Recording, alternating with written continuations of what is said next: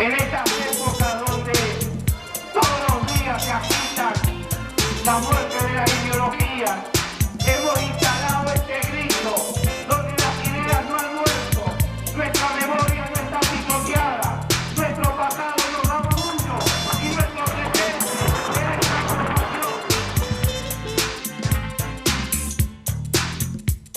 ¿Qué tal? ¿Cómo les va? Bienvenidos a esta nueva emisión de La Cultura del Trabajo. En una semana donde se va calentando la campaña electoral, y cuando digo se va calentando es que empieza a haber cada vez más definiciones por parte de los candidatos, o por lo menos por la fórmula Fernández-Fernández. Toda la participación del fin de semana fue interesante desde el punto de vista de que se empezaron a decir cosas que tienen que ver con medicamentos, que tienen que ver con jubilados, que tienen que ver con deuda. Y esto tiene que ser así, salir del eslogan y empezar a ponerle contenido a una campaña electoral donde el resultado de estas elecciones va a asignar un montón de tiempo para este país, por lo menos de aquí a una cantidad de años importante. Va a ser, salimos de la crisis, salimos de una situación de endeudamiento, pero por sobre todas las cosas salimos de una orientación donde se intenta hacer pagar a los que menos tienen y enriquece a los que más tienen.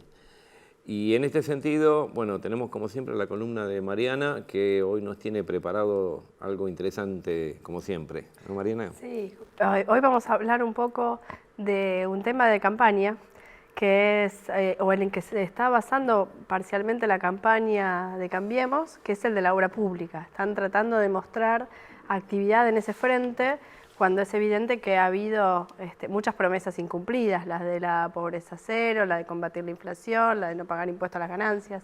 Ahora lo que muestran es obra pública y uno se pregunta, ¿será verdad que está habiendo más obra pública?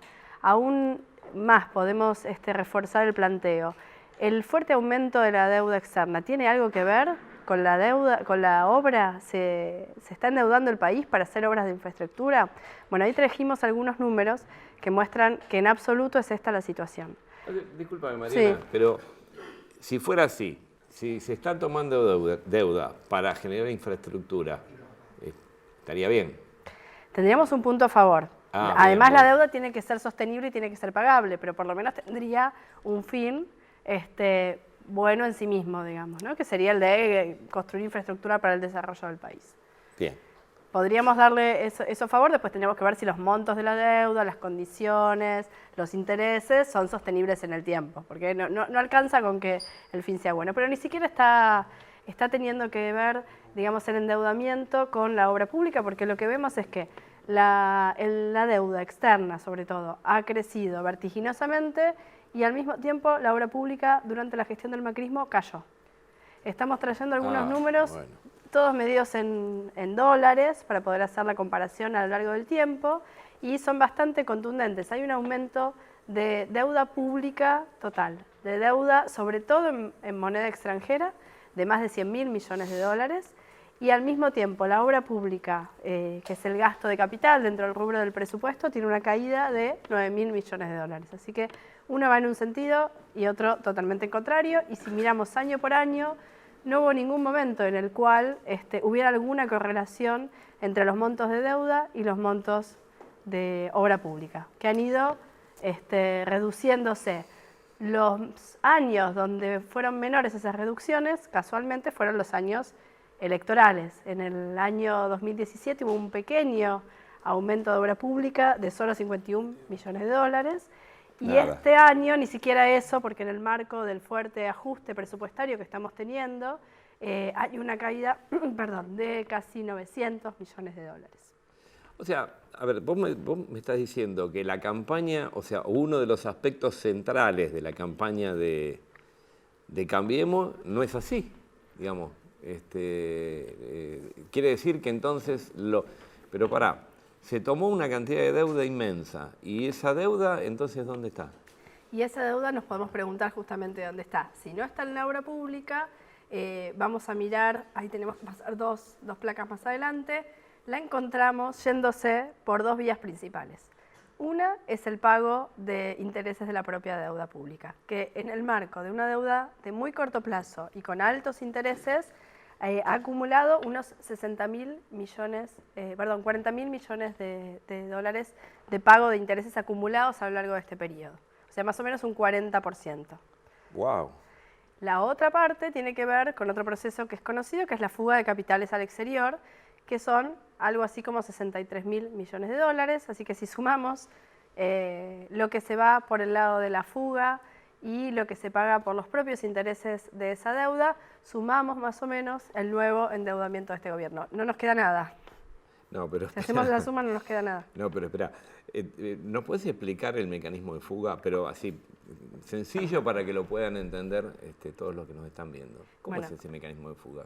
En principio, ¿qué significa fuga de capitales al exterior? Significa que hay residentes argentinos que están acumulando activos, no en el país, sino en el exterior, o que incluso pueden ser divisas, pero fuera del sistema financiero. O sea, hay... Las pueden estar poniendo en el colchón, digamos. Bueno, algunos muy chicos podrán ponerlo en el colchón, en general no ese es el mecanismo.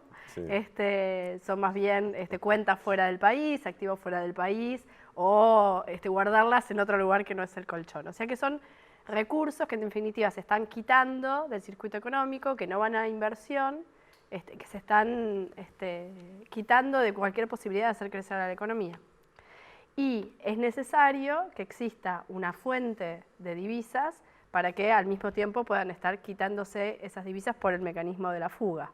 A ver, explícalo de nuevo. Entonces, hay un proceso de toma de deuda externa, que eso implica que están ingresando divisas al país, y esas mismas divisas alguien las adquiere, puede ser el mismo que se endeudó, puede ser otro, las adquiere y las saca del circuito productivo y del país. Ah, sí. Bueno, es lo que se llama un círculo vicioso. Es un círculo vicioso porque para sostenerlo se necesita que este flujo de divisas siga existiendo. Si se corta, entra en crisis el proceso. Para sostener ese proceso de fuga se necesita que haya constantemente una fuente de divisas que esté ingresando a la economía y que no vaya a otro destino. Nos estás explicando que si se para, la bicicleta se cae. Sí. ¿No? La bicicleta financiera en este caso, porque hubo una partecita que no explicamos del proceso, que es que en el medio lo que hay es una valorización de esos activos externos. Muchas veces, yo digo ingresan al país, pero pueden ser propiedad de los propios grupos económicos locales, ¿no? Que tienen recursos afuera, no tienen por qué ser inversores del exterior, pero en cualquiera de los dos casos pueden ingresar divisas al país, meterse en el circuito de la bicicleta financiera, comprar alguno de esos activos que rinden tasas de interés tan elevadas, transformarse en divisas y volverse a fugar. Para producir nunca. Porque no. Claro, en el circuito que vos estás explicando, si yo quiero abrir una pyme o una no pyme, digamos, no quiero abrir algún tipo de emprendimiento, a mí no me conviene. Me conviene entrar en este circuito que se gana, te da una tasa de retorno muchísimo más alta, con lo cual es imposible que haya ningún tipo de proceso de industrialización de nada. Conviene meterlo en la bicicleta. En realidad, a la empresa productiva, a la pyme, no le conviene por ningún lado. Claro. Por un lado, porque las tasas de interés involucradas en este proceso son altísimas y esas tasas de interés son las que rigen en general para la economía, no es solo para esta bicicleta. Entonces, la tasa de interés a la que se enfrenta una pyme, si quiere hacer una inversión o solo para tener capital de trabajo, puede hacer inviable su funcionamiento. Y al mismo tiempo encuentra una alternativa, si tuviera recursos, ¿no? Porque no es el caso muchas veces de las pymes, que están más bien en retroceso. Pero si tuviera recursos para invertir, y sí, es seguro y mucho más rentable desde el punto de vista de ese empresario individual, ir a esa bicicleta financiera que arriesgarse a invertir en una economía que además está cayéndose. Claro, esto es lo que decíamos en relación a la generación de puestos de trabajo. El gobierno, o sea, hay todo un gran discurso para cubrir políticas del gobierno, yo no quisiera llamar erróneas, sino deliberadamente equivocadas, que son dos cosas distintas.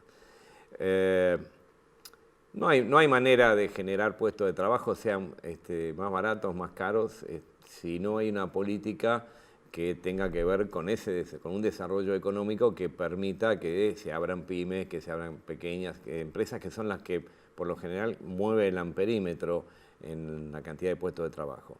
Pero mientras exista un mecanismo, mientras no exista un plan para eso, pero además exista un mecanismo de exacción como el que está describiendo Mariana, resulta imposible, o sea, no hay manera de que baje la desocupación.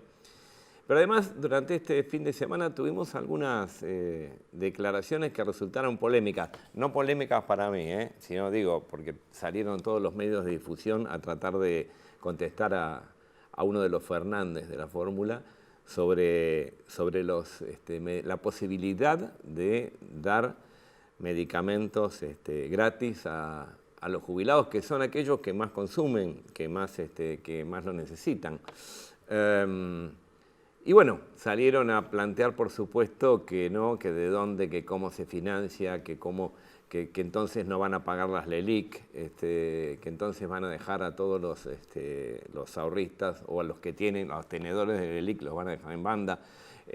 Bueno, para eso hoy tenemos un invitado que tiene algo que decirnos al respecto. ¿Cómo estás? Muy bien, muy contento de estar con ustedes. No, la verdad, nosotros muy contentos de que estés acá. Y contanos un poco cómo ves estos dichos de Fernández. Bueno, en primer lugar, yo soy vicepresidente de la Confederación General de Jubilados, Retirados, Pensionados y Adultos Mayores, así que lo vemos desde una perspectiva interesada, esta es la realidad. Claro.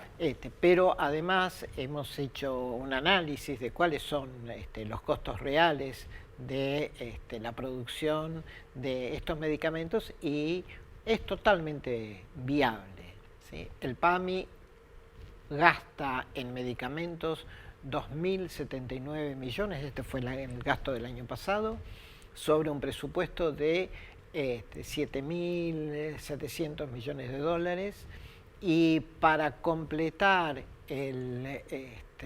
la provisión gratuita de medicamentos necesitaría incrementar su presupuesto solamente en un 20%, cosa totalmente factible internamente desde el PAMI, digamos, ¿no? Pero además vos sabés que hay jubilados que no son jubilados nacionales, en la capital, en la provincia de Buenos Aires, en la provincia de Córdoba, que tienen otros sistemas de salud que también merecerían que los medicamentos también fueran gratuitos para ellos, y por eso los montos de que se hablan son muy superiores. Y la realidad es que nosotros tenemos la posibilidad, en primer lugar, económica, de producir esos medicamentos en los laboratorios que son de las provincias y del Estado Nacional. Yo he sido director de administración del Malbrán, allí se fabrica, por ejemplo, el suero antiofídico. En Santa Fe hay 2 laboratorios que producen una cantidad muy importante de medicamentos y que además abastecen prácticamente el 94% de las necesidades de la red pública de hospitales. Y del conjunto de los medicamentos que se venden en la provincia de Santa Fe, el 64% son producidos por estos establecimientos.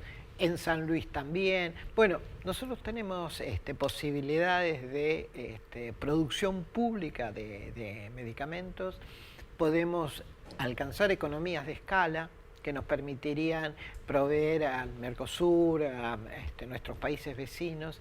Así que desde el punto de vista económico y desde el punto de vista técnico es totalmente viable, digamos, ¿no? Y además este país ha provisto de medicamentos a través del plan Remediar Más Redes, ha provisto medicamentos para 15 millones de personas en todo el país, así que también desde este punto de vista es perfectamente factible pensar en la provisión de medicamentos para 5 millones de jubilados afiliados al PAMI.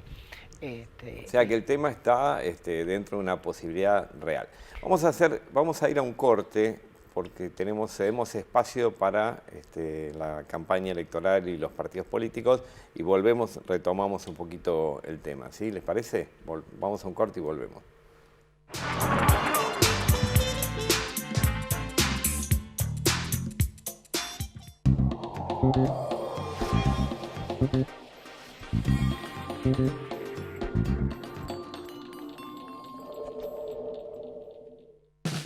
Dale vida al sueño que hay en tu corazón.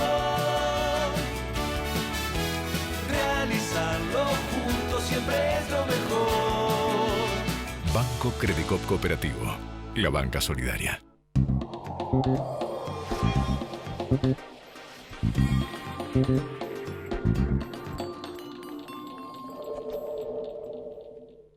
En estas épocas donde todos los días se agitan. Bueno, y continuamos con este tema de los medicamentos que levantó polémica en realidad por una falsa interpretación que se hizo que hicieron de los dichos. Bueno, qué raro, ¿no? Que los medios interpreten mal lo que están diciendo los Fernández. Se interpretó mal porque en realidad no estaba planteando no pagar las LELIQ, sino que estaba haciendo una comparación, ¿verdad, Mariana? Sí, así es. Pocos días de pago de intereses de LELIQ equivalían a todo el presupuesto para dar estos remedios gratis por un año. No significa que se estuviera diciendo que se iban a asignar los recursos de ese modo, sino plantear cuáles eran las magnitudes de las cuales estamos hablando. Pero como nosotros trabajamos seriamente y tenemos propuestas, los trabajadores siempre tenemos propuestas, continuamos con nuestro invitado de hoy sobre esta posibilidad de los medicamentos al alcance de todos los jubilados, ¿no?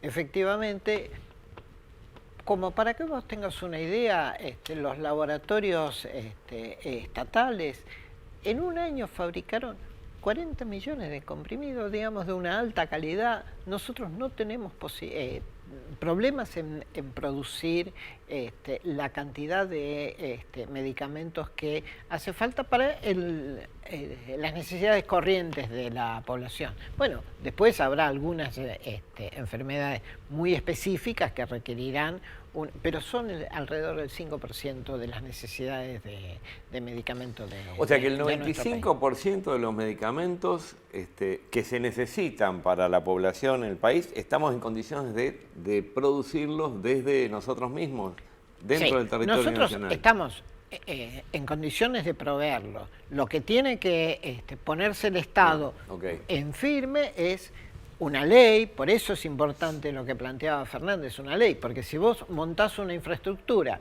y a los 3 años viene alguien y te dice, no, ahora lo vamos a comprar en Europa. Bueno, eso realmente no podría... No podés planificar absolutamente nada. No podés planificar. Entonces, en ese sentido, lo que nosotros nos parece muy importante que sea una ley, nos parece muy importante que además tenga la posibilidad de proveer a través del Estado y aún la industria farmacéutica. La industria farmacéutica en el mundo ganan millones y millones de... Bueno, en este país han caído los ingresos de la industria farmacéutica un 7% el año pasado.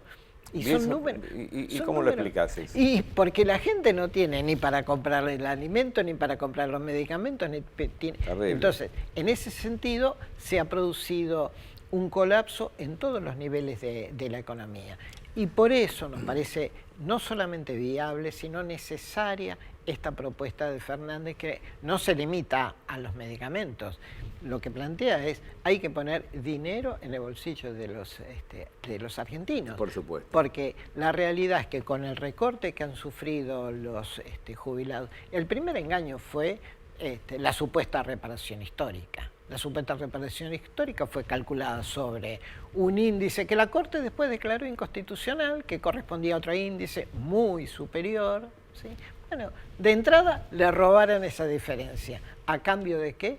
A cambio de que el hermano de Macri pueda traer los fondos que tenían negro en el exterior.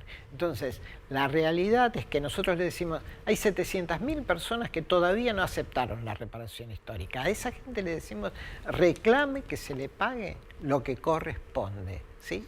Con el índice que estableció la Corte el año pasado. Te traigo de nuevo al sistema de salud y sobre todo a lo que está relacionado con los jubilados, porque resulta muy interesante que se pueda explicar, vos recién fuera de cámara nos explicabas la relación que existía entre los aportes a las obras sociales y aquel fondo que va justamente para cubrir la discapacidad. Sí, decíamos que vos cuando cobras el sueldo te descuentan el 3% como a todos los trabajadores, claro. La patronal pone el 5%. De esa enorme masa salarial de los trabajadores en blanco de este país, el 15% va a la Superintendencia de Servicios de Salud y con esos fondos se pagan las prestaciones para discapacidad. ¿Qué es lo que hizo este gobierno cuando llegó en el 2016? Se encontró con que había 30.000 millones de pesos. A un dólar de 15 pesos, en ese momento, 2.000 millones de dólares. Tomó de esos 2.000 millones, tomó 1.000 millones y lo puso en bonos 2020. O sea que el próximo gobierno, con suerte, nos va a devolver ese dinero. Y mientras tanto, ¿qué hizo? Quien pone la plata en la bicicleta financiera tiene que bicicletear a los prestadores. Entonces, ¿qué es lo que ocurre? No tenemos silla de ruedas, no tenemos audífonos, no tenemos bastones. Nuestras maestras integradoras que apoyan a nuestros niños en las escuelas han recibido en el año 2017 un 5% de incremento frente a la inflación del 25%. El gobierno Hood Robin. Efectivamente, efectivamente. Además, de la manera más descarada, porque todo esto que te estoy diciendo está blanqueado completamente. Publicado en el Boletín Oficial, Decreto 908, cualquiera de tus oyentes, Decreto 908 del 2016, lo puede encontrar en el celular y la realidad es que con tanta información se la pasa inadvertida. Ahora, las obras sociales, esos servicios los damos igual. Bueno, las obras sociales en realidad lo que hacen es bicicletean. Entonces, la persona que tiene la posibilidad de hacer un amparo, nosotros en la Confederación, yo soy vicepresidente de la Confederación, hacemos asesoramiento jurídico gratuito para las personas con discapacidad. Y a las obras sociales muchas veces hemos tenido que presentar un amparo. Y yo después me siento con la gente de las obras sociales y le digo, es su derecho, usted tiene que reclamárselo al Fondo Solidario de Redistribución, porque el trabajador la plata la puso. No te quepa duda, no te quepa duda, nosotros la ponemos, el punto es que nunca vuelve. Exactamente, entonces lo que cuando discutimos este tema con las obras sociales, yo le digo, estamos del mismo lado, si la plata está. Sí. Lo que pasa es que se la llevaron a la bicicleta financiera. Entonces, la realidad es Pero son que más malos, parecen... no son malos. No, digo, pisan pollitos, digo, como Kiss en el escenario, es terrible. Digamos, no hay nada peor que eso, que abandonar los que más necesitan, ¿no? Abandonar los servicios de los que más necesitan. Además, yo creo que no se les escapa nada, digamos, ¿no? Porque atacaron a la discapacidad, atacaron todo el tema económico, está sintiendo los efectos de este plan neoliberal. Sintiendo los efectos de este plan económico, tal cual vos lo dijiste recién. Y tenemos entonces estas cuestiones que vos muy bien aclarás y que poca gente conoce por fuera de aquellos que tenemos alguna relación con las prestaciones de salud. Todas estas cosas tienen que ver con un plan macroeconómico, tienen que ver con una concepción, tienen que ver con una orientación por parte de un gobierno que optó por ajustar por los más débiles.